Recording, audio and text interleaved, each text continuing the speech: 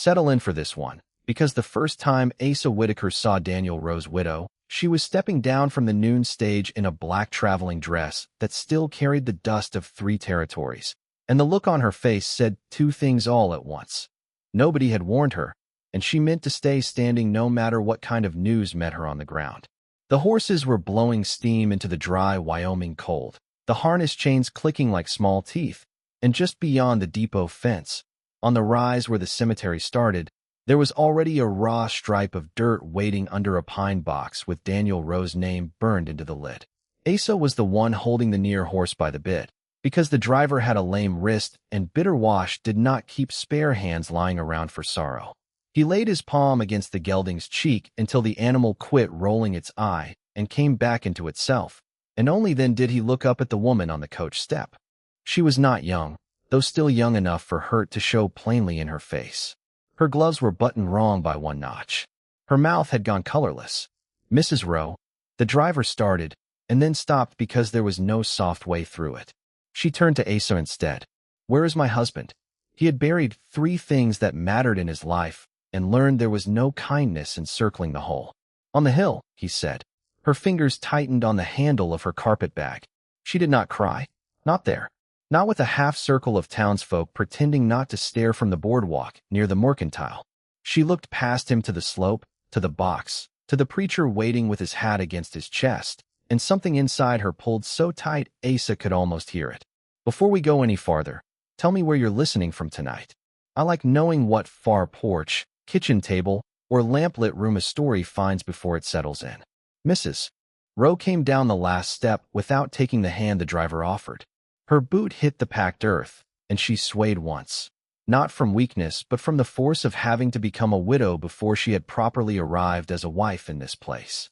Asa reached for the carpet bag. She kept hold of it. "How long?" she asked. 3 days. "And nobody sent word?" "I did," Asa said. "Telegraph line was out east of Casper. Ryder had to carry it the last stretch." That answer seemed to satisfy the practical side of her, if not the wounded one. She nodded once, like a schoolmistress accepting a poor but usable explanation, and walked toward the hill with her back straight enough to break over.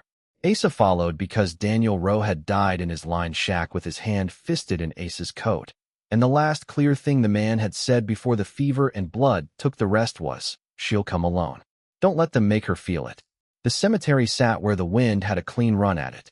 Sage smell rose from the frozen ground every time a boot scuffed.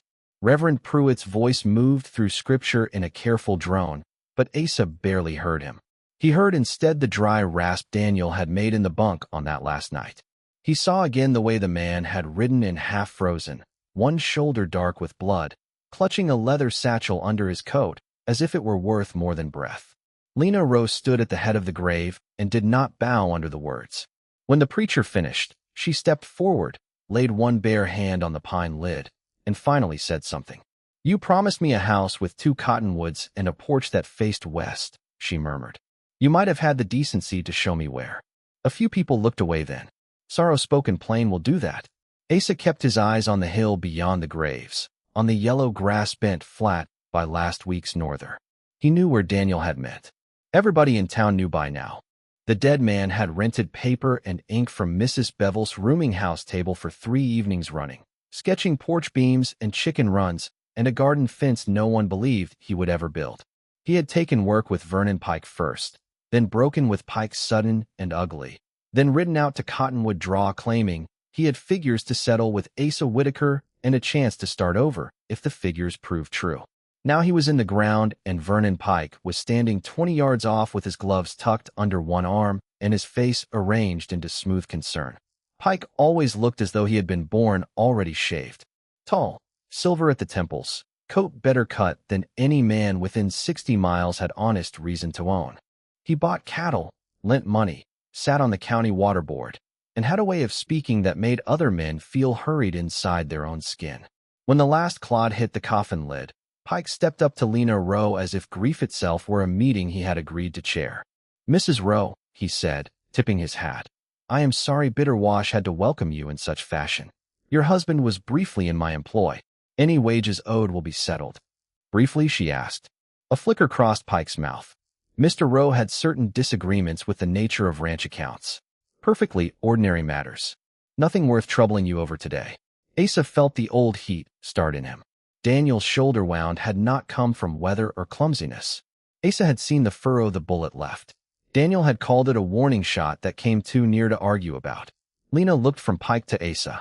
Was my husband working for you when he died? Pike opened his hands. Not to my knowledge. It was such a clean lie that Asa almost admired the workmanship. He died in my line shack, Asa said. Rode in after dark. Half frozen. Pike's eyes moved to him then. Cool as well water at dawn. Did he now? He did. Lena's gaze sharpened. And what was he doing on your ranch, Mr. Whitaker? Asa could have answered with the whole of it right there. Daniel arriving bloody. Daniel clutching the satchel. Daniel saying Pike had been buying notes on drought-broke ranches and falsifying boundary descriptions to steal water he had no right to touch. Daniel gasping through a laugh that turned to blood and saying he supposed a man ought to choose a side before he died, seeing as he never had while living. But a cemetery was no place to drop new dangers at a widow's feet. Trying to get warm, Asa said.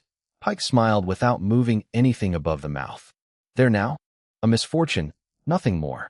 But Lena had already seen that the air between the two men was full of burrs. After the burial, Asa drove her out to Cottonwood Draw because there was nowhere else for her to go, and Daniel had left his trunk there the week before. The wagon wheels knocked over frozen ruts. The ranch sat in a fold of land where two cottonwoods leaned above a spring that never failed, even in August. House, barn, chicken run, bunkhouse, corrals, south pasture stretching into Bronze Hills. It was not a grand holding by Wyoming standards, but it was good land, and the water made it better than holdings twice its size. Lena took it in without speaking. Her grief had gone quiet now, which Asa knew could be more dangerous than tears. Quiet grief makes decisions while nobody is looking. Inside the house, the room still held the faint soap-in coffee smell that belonged to Asa alone. One lamp, one plate on the rack, one coat on the peg. He set Daniel's satchel on the table and backed away as if it might bite. He brought this, he said, kept it under him the whole night. She crossed to it, fingers steady now from the relief of having something to do. When she opened the buckle, papers lay inside in careful stacks, some in Daniel's narrow handwriting, others copied from ledgers, land abstracts, water filings, bank notes. There was a letter on top addressed to Lena in the same hand, unsealed, unfinished. She read only the first line before her breath caught. Then she folded it again with care that hurt to watch. What is all this? Trouble, Asa said. She turned to him. My husband was a bookkeeper in Omaha before the cough took his father and the bank took the store. He was not a troublemaker.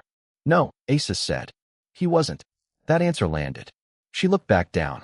By evening she had learned what she could from paper and what she could not. Daniel had been tracing false debt purchases and altered water descriptions.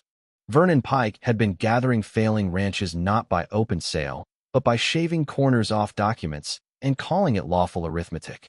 Daniel had copied enough to prove a pattern, maybe enough to ruin Pike if it reached the right judge, and then he had brought it west for Asa because Cottonwood Draw's spring sat in the middle of the next piece Pike wanted. You knew this? She asked quietly. I knew Pike wanted my water. I did not know how far he'd gone until your husband rode in with it. And he died because of it. Asa looked at the table grain. He died on my place because of it. The house settled around them with small wood sounds. Outside, a horse stamped in the yard. The spring made its low, steady talking under the cottonwoods. Lena pressed her fingertips to the unfinished letter again. What did he say before he died? Asa had held that question all day like a stone in his mouth. He said you thought you were coming to a home, Asa replied. He asked me not to let this place close up on you before you'd even seen it. She shut her eyes. Her shoulders finally dropped, and the grief that had refused the cemetery took her in the kitchen by his plain pine table. Not loud, not dramatic. She put one hand over her face and bent once at the waist like somebody had landed a fist clean under the ribs.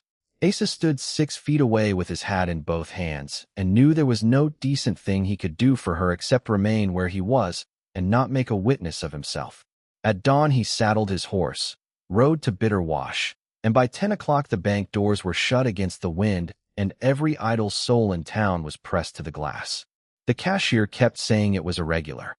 Sheriff Hollis Crane rubbed his thumb along the rim of his badge until the metal squeaked.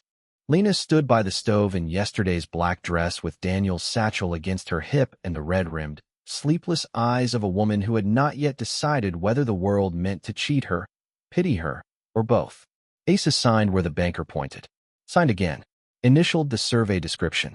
Transferred all title, stock interests, water rights, outbuildings, and improvements of Cottonwood Draw Ranch to Lena Rowe, widow of Daniel Rowe, for the sum of $1 in fulfillment of a private obligation. Pike arrived before the ink dried. "You've lost your reason," he said pleasantly. Asa blotted the page, capped the pen, and pushed the deed across to Lena. "No," he said. "Just finished arguing with it." Lena stared at the paper, then at him. "I can't take your whole life because my husband died carrying papers. It isn't my whole life. What else would you call it?" He set the key ring on top of the deed. "House, barn, tack room, smokehouse." Brass and iron knocked against wood with a sound too final for anybody in the room to mistake. "I'd call it the home he meant you to have." Her throat moved. "And where will you go?" Asa settled his hat on his head. He had the lined, weathered face of a man who had spent half his years looking into distances and the other half regretting something he could never outride. "Far enough not to be thanked," he said. Then he stepped past Pike, past the stove, past the whole astonished town packed into that bank, and out into the white hard glare of noon. He mounted his bay gelding, turned west, and simply rode away. Behind him, the deed lay on the banker's desk like a match in dry grass, and Lena Rowe's life had changed so completely there was no going back to the woman who had stepped off the stage an hour before. By the second day, Bitter Wash had decided on 6 different stories and believed all of them. Half the town said Asa Whitaker had gone crazy from years alone on the range. A quarter said the widow had charmed him, though nobody could explain how she had managed it in the 12 hours between burying one husband and acquiring another man's ranch. The few honest souls said Daniel Rowe must have done something mighty rare to earn that kind of repayment. Vernon Pike said very little at all, which worried Lena more than talk. He sent flowers first, because men like Pike preferred their pressure civilized until it no longer served. A hothouse arrangement all the way from Cheyenne, white lilies too soft for a ranch table. Along with it came a note in a narrow, elegant hand. "Mrs. Rowe, should you find the burden of managing Cottonwood Draw beyond your present strength, I would be willing to relieve you of it at a generous valuation.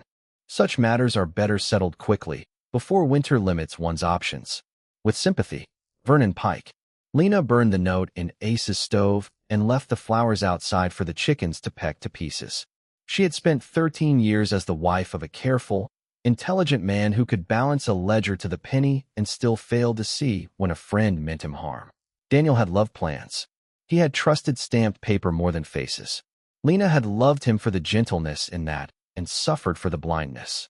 If he had died trying at last to correct the second failing, she would not dishonor him by yielding at the first smooth threat.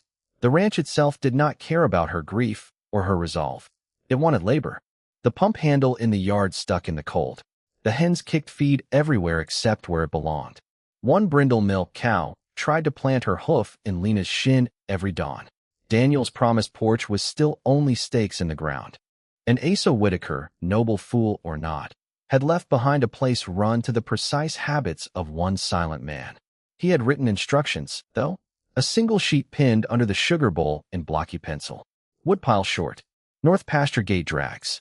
Black gelding takes the bit gentle if you touch his neck first. Ledger for feed in the top desk drawer. If snow comes early, break the lower creek ice by noon, not morning. There's coffee in the blue tin. Don't trust Pike with any paper he asks to simplify. That last line held more of him than all the rest. For 2 days Lena managed by stubbornness and observation. On the third, old Nels Sorensen rode in from the far pasture with his beard full of frost and a sheepishness that sat badly on a man his size. "I quit Asa last spring," he announced before she could ask. "Then I heard he gave you the place and rode off like the last chapter of a cheap dime novel. Figured somebody ought to tell you the red heifers jump the west fence if a coyote sneezes." Nels had a habit of combing his beard with the back of his pocket knife when thinking.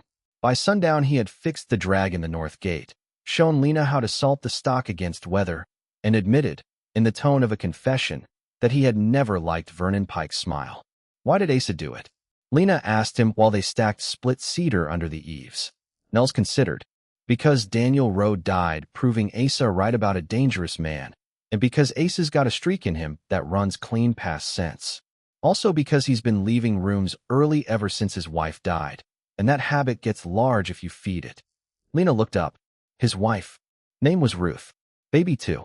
Winter 9 years back. Doctor didn't make it in time. Asa never did forgive the weather, the distance, or himself. Depends on the day which one he blames most.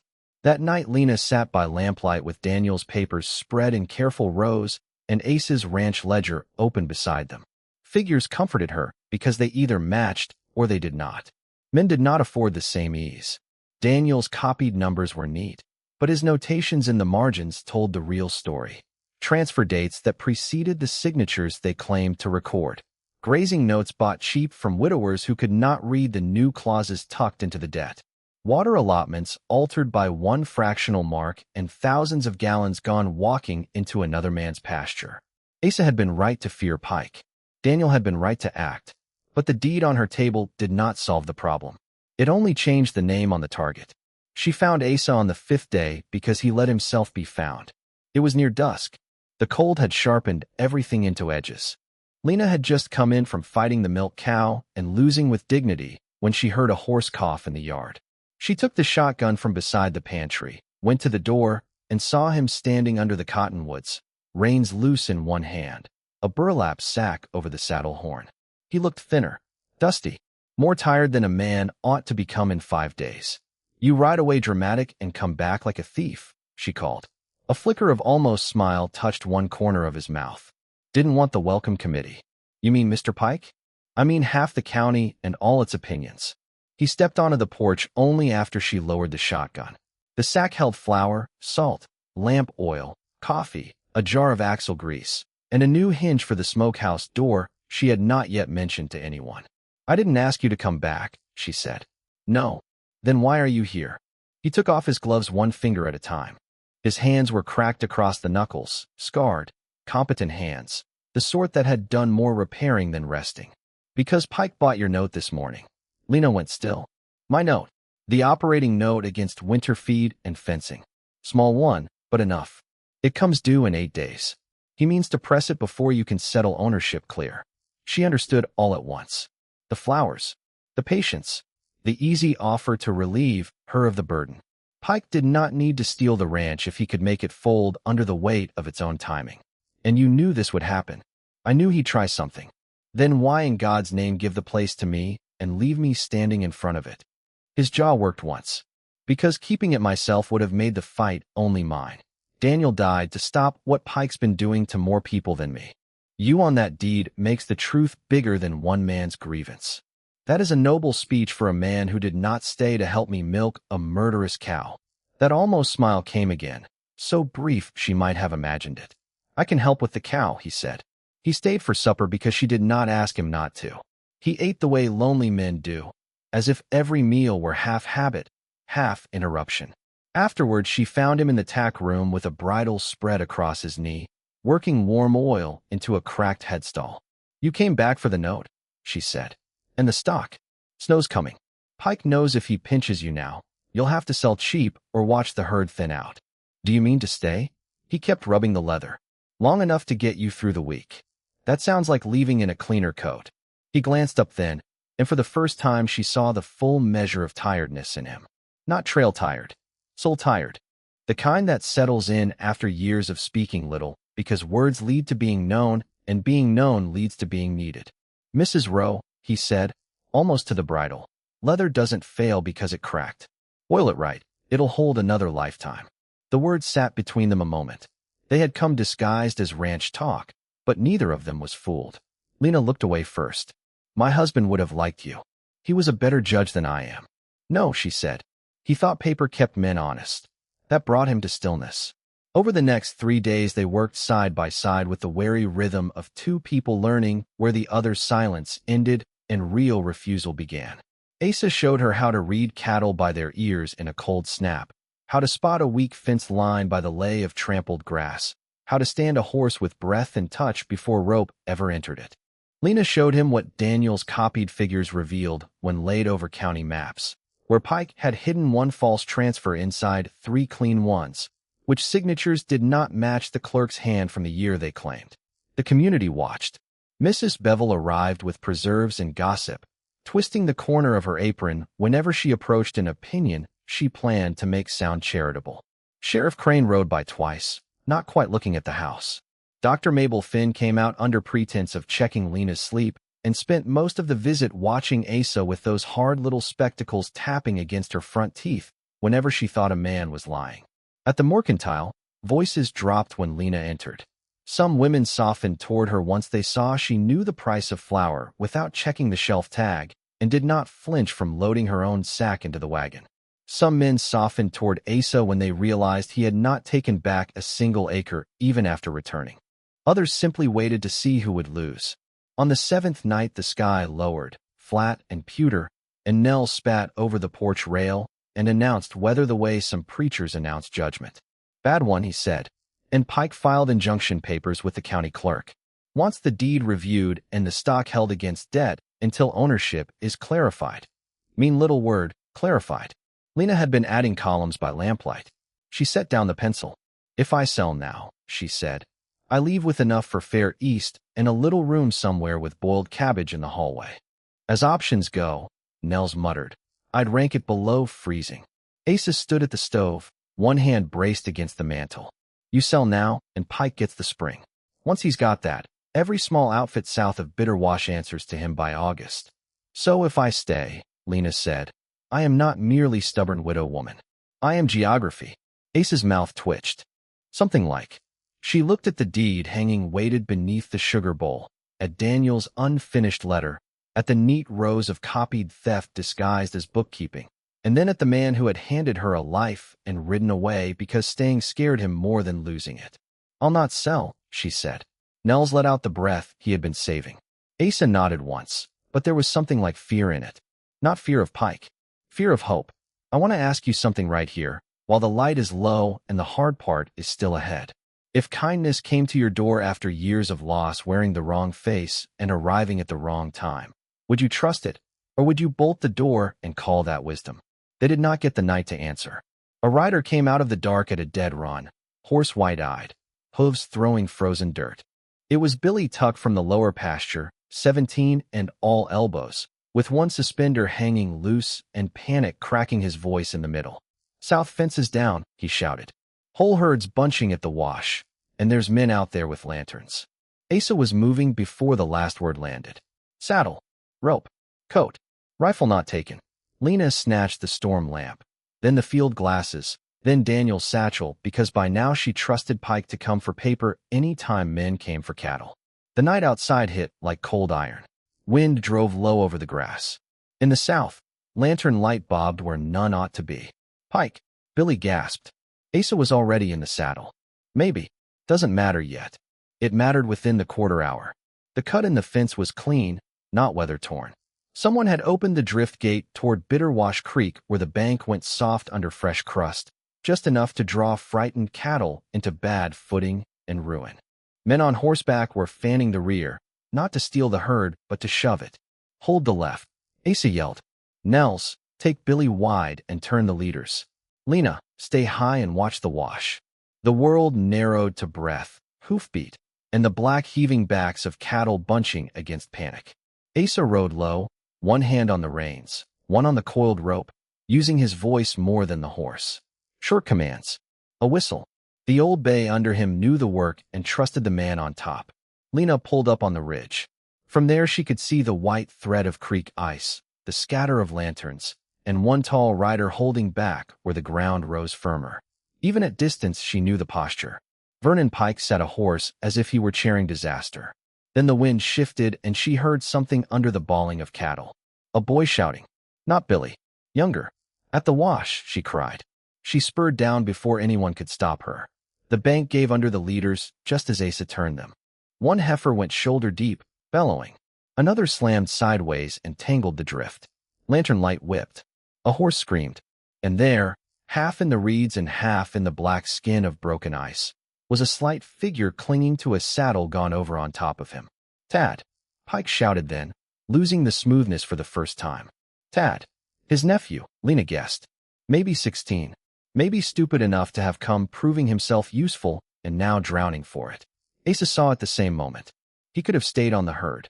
He could have let Pike save his own blood and kept the cattle from scattering. He wheeled anyway. Lena, take my line, he snapped. She caught it as he stripped the coil free and plunged downhill. His horse slid, recovered. He went into the knee, then the thigh, then threw from the saddle to the bank and crawled the last yards on his belly because standing would break the crust outright. Tad Pike's lips had gone blue. One arm was pinned under the horse's flank. Hold him, Asa barked. To what? Lena yelled back, but she looped the rope around the cottonroot stump and braced with all she had. Nels thundered in on the far side, driving the nearest cattle back upslope with curses that sounded like Norway breaking apart. Ice cracked again. Pike started forward. Asa cut him a look so sharp it stopped him cold. You step wrong. You drown all three of us. Then he was under the horse's neck, knife out, cutting tack loose with hands that had skinned wintered calves and tied off burst bellies and done 100 ugly necessary things without applause. He got Tad free and shoved him toward Lena. The boy clawed bank, retching creek water. The horse kicked once, wild and blind, and nearly caught Asa in the chest. Lena dropped the rope, grabbed Tad by the collar, and hauled with a strength grief had sharpened in her. Pike reached at last and pulled his nephew clear. In that instant, lantern light flashed across another face farther up the wash. One of Pike's hired men, the one called Mercer Hale, standing by the cut fence with a hatchet in hand. Lena saw him. Hale saw that she saw him. Then he bolted into the dark. Asa came out of the creek last, soaked to the waist, teeth already knocking. The herd had split, but not stampeded. 2 calves lost, 1 heifer lammed, south fence ruined, yet the ranch still breathing. Pike crouched over Tad, hands shaking on the boy's shoulders. He came because I told him to stay at the house, Pike said hoarsely, as if explanation might change the water. Stubborn fool. Asa leaned both hands on his knees, breathing steam. That runs in families. For one strange second Pike looked not powerful but old. Then the old face went away and the composed one returned in pieces. This changes nothing, he said. Asa lifted his head. No. It tells it cleaner. They got back to the house near dawn with frozen clothes, 2 missing lanterns, and the sure knowledge that the storm had only begun. While Asa stripped off his wet coat by the stove, Lena went to Daniel's satchel to check the papers and found something odd in the lining. The leather seam had been opened and sewn shut again, small stitches, Daniel's work. Her fingers slid inside and touched a folded oilskin packet. She stared at it a beat too long.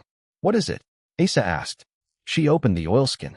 Inside was a county receipt from Laramie, stamped 12 days earlier, acknowledging filing of duplicate abstracts, notarized statements, and original transfer comparisons submitted by Lena Rowe for review in the matter of disputed water descriptions involving Vernon Pike and associated holdings. He filed copies, she whispered. Before he came here, he filed them in Laramie. Asa straightened despite the shiver taking him. Can they be called up? If the courthouse bothers to ask for them. Outside, a hammer started striking wood. Sharp, official, merciless. Sheriff Crane was posting notice at the gate. Public sale of stock and improvements at sunrise next day, pending deed action and deed review. Asa was blue with cold. The south fence lay open to the weather, and in less than 24 hours men meant to auction off the first place either of them had allowed themselves to need. Lena got Asa into bed because heroic men will freeze themselves stupid if left to decide the matter alone. He tried twice to insist he was fine and once to stand. On the third attempt his knees buckled, and she put a hand to his chest and said, with more command than she knew she possessed, Mr. Whitaker, if you collapse on my floor after handing me a ranch, I will consider it the worst manners Wyoming has yet offered. That managed the ghost of a laugh out of him before the shivering took the rest. She cut away the wet shirt, found a long bruised rib to hip and a slice along his side where creek ice or wire had opened him. Not deep, but angry. Dr. Mabel Finn arrived at full speed before noon, gray hair escaping its pins and spectacles flashing. She cleaned the wound, listened to Asa's lungs, swore at him with professional creativity, and ordered him abed while she spoke privately with Lena near the stove. He'll keep if he keeps still, Mabel said. which means you'll have to bully him. Men like that only obey women when the room is too small for escape. Lena smiled in spite of herself, then sobered. What are our chances tomorrow? Mabel looked toward the window where the sale notice flapped. Against Pike? Better than last week and worse than honest. But words got around about Tad. People pay attention when a man saves another man's kin instead of letting anger do the easy work. After Mabel left, the house quieted to fire snap, wind dying in the eaves, and Asa's breath rough but steady from the bed in the next room. Lena made broth. She found his shirt to mend and discovered, in the pocket, a photograph so worn it was nearly cloth. A woman with dark hair pinned high and a baby in a blanket, both faces faded by years of being carried. When she brought the broth in, he saw the picture in her hand and closed his eyes for a moment. Ruth, he said. And Eli. He lived 6 hours. She lived 1 day longer. Lena set the bowl down. Nels told me. Nels tells cows what weather's coming. I suppose he tells people too. He did not ask for the photograph back. That was its own kind of surrender. I was 10 miles north with a calving mare when the pain started, he said after a while, staring at the blanket folded over his knees. Storm had shut the road by the time the boy from the bunkhouse found me. I could have ridden sooner if I'd left the mare to die. Didn't. Spent 9 years figuring that means I chose wrong. Lena sat in the chair by the bed. Outside the window, the cottonwoods made that dry whisper they have even when the wind is barely there. My mother died in a boarding house over a milliner's shop in St. Joseph, she said. People brought casseroles and spoke softly for 6 weeks. After that they expected my father to have done with it. Grief offends practical people once it stays past the meal train. Asa looked at her then. Daniel. She folded her hands to keep them from trembling. Daniel was kind. More kind than bold, most days. He meant every promise he made me. He just believed there would always be time enough to grow into them. I think that is what broke my heart most. Not that he died. That he died still planning. He turned the photograph over once in his fingers. You don't owe me explanation. I know. She looked at the fire. That's partly why I'm giving it. The silence that followed was not empty. It was shaped. Shared. A place made rather than inherited. She took up the needle and thread from the bedside table and began mending the tear in his cuff because hands need tasks when hearts are saying dangerous things nearby. Asa watched the small, sure movements. Maybe that's all a wounded thing wants, she said softly, not looking up. A quiet hand and somewhere safe to lean. His throat moved. Been a long while since I had either. She finally met his eyes. Then perhaps you ought not right away every time one appears. If that struck somewhere tender in you tonight, you're in good company. Leave a like, subscribe if stories like this steady something in you, and stay close, because the last stretch of this road is where people become who they were afraid they might be. Near dusk, when the light had gone honey-thin across the floorboards, Lena brought the deed and set it on the bed. She laid a pen beside it. You can take half back, she said. Or all. If tomorrow goes bad, nobody could blame you. The ranch was yours by work long before it was mine by paper. Asa looked at the documents, then at her. Mrs. Bevel was in the kitchen beyond, loudly pretending to rearrange jars while hearing every word. No, Asa said. Why? Because offering me land when you're scared isn't the same as choosing me when you're not. He nudged the deed away with 2 fingers. A small gesture. An entire man inside it. From the kitchen came the faint clink of glass as Mrs. Bevel froze over the preserves and, for once in her life, found no opinion worth speaking aloud. The next morning bitter wash packed itself into the courthouse with the appetite country towns bring to weddings, trials, and other public unmaskings. The sale notice still hung at Cottonwood Draw's gate, but Sheriff Crane had delayed the hour on grounds of unresolved filing questions and what Mabel called, in a voice loud enough for everyone, basic human decency. Vernon Pike arrived immaculate. Tad Pike came too, pale but upright, one arm in a sling, eyes older than the day before. Asa, still stiff and sore, wore a clean shirt Lena had mended and the expression of a man who had finally decided running and pride were cousins. Nell stood in back with Billy Tuck and half the small ranchers south of town. Mrs. Bevel had somehow secured a front bench. Dr. Finn sat like a buzzard waiting to see where to land. Judge Holbrook was not much for speeches. He adjusted his collar, reviewed the note purchase, the contested deed, and Pike's claim that Daniel Rowe's papers were stolen property from private accounts. Lena rose before anybody invited her twice. She carried Daniel's satchel as if bringing evidence to church. My husband copied those accounts because he discovered they were being used to dispossess men through altered descriptions and concealed transfers, she said. Her voice did not boom, but it carried. He filed duplicates in Laramie before coming west. Here is the receipt. Sheriff Crane has already sent for the packet by telegraph this morning. A rustle moved through the room. Pike stood easy. Even if such papers exist, they prove only a clerk's confusion. My business dealings are lawful. As for Cottonwood Draw, Mr. Whitaker transferred encumbered property in a state of distress. I submit the deed ought to be held until the debt is settled. Debt on which terms? Lena asked. She opened Daniel's copybook to a page he had tabbed. Then another. Then Asa stepped up, laid a county grazing map on the rail, and pinned it with one work-hardened hand. This spring feeds lower bitter wash by grade, he said. Always has. Pike's revised description moves the line east by 1/8 on paper. Trouble is, water doesn't obey paper. It runs where land tells it. If his description were true, he'd own a draw that doesn't exist, and a culvert he built last summer would sit on my side of the old survey marker. It does. Judge Holbrook frowned. Can anyone verify that culvert placement? 3 men spoke at once. A survey hand, Billy Tuck, and, after a long silence that made every face in the room turn, Tad Pike. My uncle ordered Mercer Hale to cut Whitaker's south fence last night, Tad said, voice shaking but clear enough. He said the stock had to be in confusion before court, else the widow would dig in. I went because I thought it was only to haze cattle. Mr. Whitaker pulled me out when the ice broke. Pike went very still. Smooth men hate surprise witnesses more than open enemies. Tad, he said softly, you are fevered.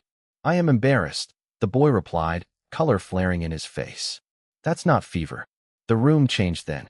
You can hear a town tilt when it happens. Not with sound exactly. With a withdrawal of certainty from one man and its silent return to everybody else. Judge Holbrook asked Pike whether he denied knowledge of Mercer Hale's actions. Pike answered too carefully. Sheriff Crane noted that Hale had not been seen since dawn. Dr. Finn muttered something surgical and satisfied. Then the telegraph clerk came in at a trot with the Laramie wire in hand. Duplicates confirmed. Original filings on record. Review packet to follow by rail. Pike's lawyer tried one last angle, arguing technicalities in title transfer timing. Lena was ready for that, too. Daniel, cautious to the last, had copied Pike's note purchase dates and the delay in filing. The debt pressure Pike hoped to use had been manufactured in the overlap. Not illegal by custom, perhaps, but corrosive enough that even Judge Holbrook, who believed most business disputes could be improved by less feeling and more ink, had the look of a man unwilling to touch it barehanded. By noon the ruling came plain. The deed to Lena Rowe would stand pending no further challenge from the debt note, which was stayed under investigation of fraudulent inducement and irregular transfer practices. Cottonwood Draw's water rights were to be surveyed anew in county presence. Vernon Pike's associated filings named in Daniel Rowe's copies would be reviewed. The public sale was canceled. No one cheered. Bitter Wash was not built that way. But Mrs. Bevel let out a breath loud enough to count. Nels grinned into his beard. Billy Tuck actually slapped the bench and then tried to make it sound accidental. Pike did not rage. That would have made him smaller than he knew himself to be. He gathered his gloves, bowed once to the judge, and turned to leave. At the door he paused beside Asa. You've won an inconvenience, he said quietly. Not a kingdom. Asa looked past him to the sunlit street where small ranchers stood in knots already speaking to one another differently than they had yesterday. Maybe, Asa said, but you've lost the habit of being believed. That was worse. Pike went out alone.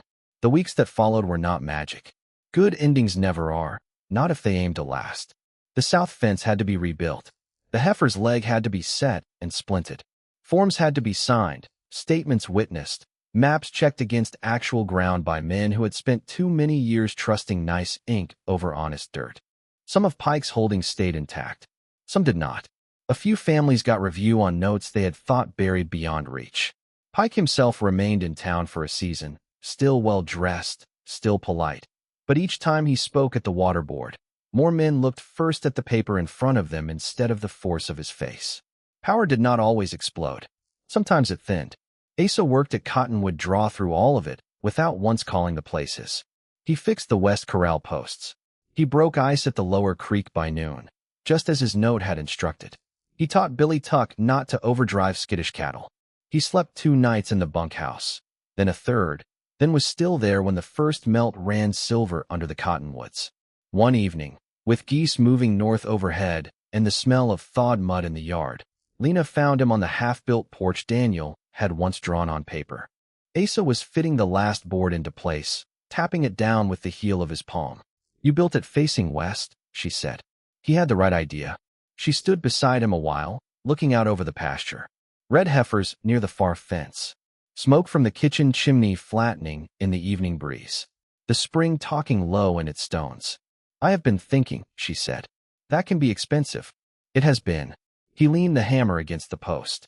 "I thought if we won," she went on, "I would feel Daniel here in every room and myself an intruder in my own future." Asa kept quiet. "But that's not what happened. I feel him in the porch, because he imagined it. In the papers, because he chose to stop being careful when careful became cowardly. And I feel you in everything that breathes here, because you stayed long enough to let the place become honest." He looked down at his hands. "I am not much for speeches, Lena." "Good.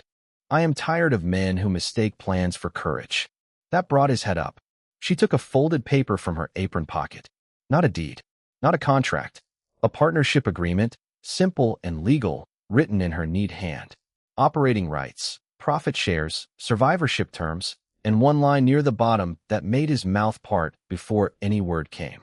Residence joint by invitation and continuing consent of both parties. "I do not want charity," she said, "and I do not want debt. I want the truth of things. The truth is you gave me a home when I had none. The truth is you came back when leaving was easier. The truth is I do not want to run this place without the man who knows where every fence post hurts in winter." He read the page again, though he had not missed a word. "And if I say yes," he asked, "then you stay for supper and the season after that, and we see what honest work makes of 2 people who have both buried enough. And if I say no," she smiled then, small and steady, "then I shall still own a ranch and a very murderous cow, and you will regret your judgment from somewhere colder than this porch." He laughed, properly this time. It changed his whole face. Took 10 years off it, and gave something back that weather had not stolen, only loneliness had. "I'd like to say yes," he told her. "Then do." So he did. By summer, Cottonwood Draw had a porch with 2 chairs and 3 flower pots Lena insisted might one day become an herb garden if the chickens would stop treating Hope like feed. Nels came on part-time and complained full-time. Billy learned enough to be useful. Mrs. Bevel informed the entire county she had always known the widow and the cowboy were cut from serviceable cloth, which was the closest bitter wash would ever get to poetry from her. Sheriff Crane had the sale notice burned. Dr. Finn declared Asa's lungs acceptable, but his manners improvable. When the first calves hit the ground clean and strong, Asa stood in the barn doorway with straw on his sleeve and watched Lena balancing the spring accounts at the kitchen table through the open window. She looked up, saw him, and did not look away. There are moments a life turns not because anything grand happens, but because a person fails, finally, to pretend they are alone. He came in, washed up, and set 2 plates on the table without being asked. She noticed, smiled. Late that autumn, with the cottonwoods gone yellow and the air carrying wood smoke clear as memory, Reverend Pruitt married them on the porch Daniel had once drawn and Asa had finished. No crowd beyond the people who mattered. Nels in a beard combed smooth with the back of his pocket knife. Mrs. Bevel dabbing her eyes, so theatrically even Mabel Finn told her to hush. Tad Pike there, too, taller now, working honest for a survey crew and looking relieved every day he did not become his uncle. Years later, folks in Bitter Wash would still disagree on the wildest part of the story. Some said it was the deed in the bank. Some said it was the storm at the wash. Some said it was Vernon Pike being undone by ledgers and a boy's conscience instead of bullets, which suited many people just fine. But those who knew the thing truly worth remembering said it was simpler than that. A lonely man gave away the one place he thought was his because another man died trying to make the world straighter, and in doing so he left room for a woman with grief in both hands to build something better than either of them had planned. One spring evening, Long after the court papers had yellowed and the porch boards had silvered in the sun, Lena set supper out for three because Billy was due in from the north pasture, and Asa had come in carrying a split rail over one shoulder, as if age were only another stubborn gate to mend. He kissed the top of her head in passing, set the rail by the door, and glanced at the extra plate with that old, careful tenderness, still not quite believing in its own luck. A home is any place that knows your scars and still sets another plate. Then the porch lamp came on against the deepening blue, and beyond it the two cottonwoods held still over the house, while the pasture rolled gold to shadow, and their horses grazed easy under the evening sky. Next time, I'll tell you about the railroad cook who hid a half-starved boy under sacks of flour and cost a judge the one lie he could not afford to keep. Until then, keep the lamp low and rest easy.